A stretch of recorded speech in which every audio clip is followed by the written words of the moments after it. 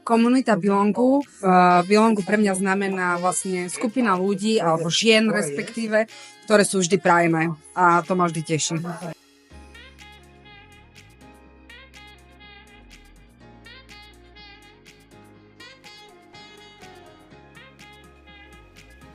Môžem niekde patriť, mám príležitosť poznávať ženy, ktoré by som inak nikdy v živote nepoznala, učiť sa mnohé veci a našla som tam teda veľa podpory.